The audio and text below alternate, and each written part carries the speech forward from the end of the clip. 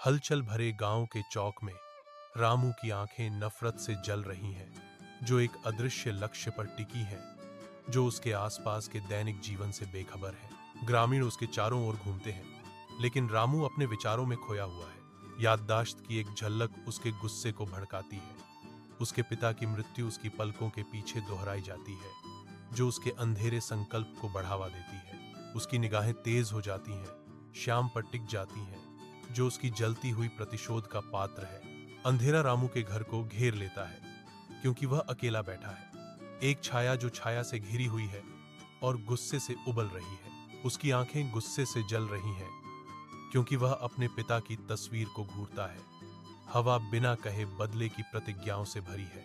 हर गुजरते पल श्याम के प्रति उसकी नफरत की आग को भकाता है, उसके गहरे संकल्प की ज्वाला को भकाते हुए। खामोशी उसके षड्यंत्र से चीखती है।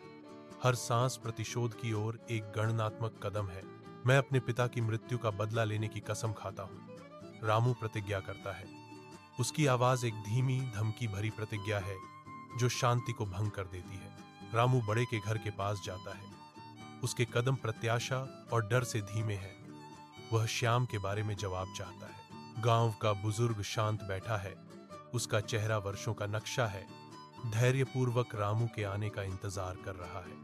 बुजुर्ग बोलते हैं, उनकी आवाज शांत लेकिन दृढ़ है। रामू, सच तो यह है कि तुम्हारे पिता की मृत्यु एक साधारण दुर्घटना थी। श्याम का इसमें कोई दोष नहीं है, बुजुर्ग ने निष्कर्ष निकाला। रामू चुप रहता है, उसके शब्द हवा में भारी पड़ रहे थे। रामू पछतावे से बोझिल होकर श्याम के घर जाता है। उसके कदम भारी हैं, हर एक उसके अफसोस का प्रमाण है। वह दरवाजे पर रुकता है, उसका संकल्प डगमगाता है, क्योंकि वह टकराव के लिए खुद को तैयार करता है। एक हिचकिचाती हुई दस्तक गूंजती है, जो शांति को भंग कर देती है। श्याम दरवाजा खोलता है। उसका भाव अस्पष्ट है, क्योंकि रामू उसकी निगाहों से बचता है।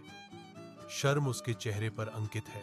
आखिरकार रामू ऊपर देखता है, उसकी आंखें ईमानदारी से भरी हुई हैं।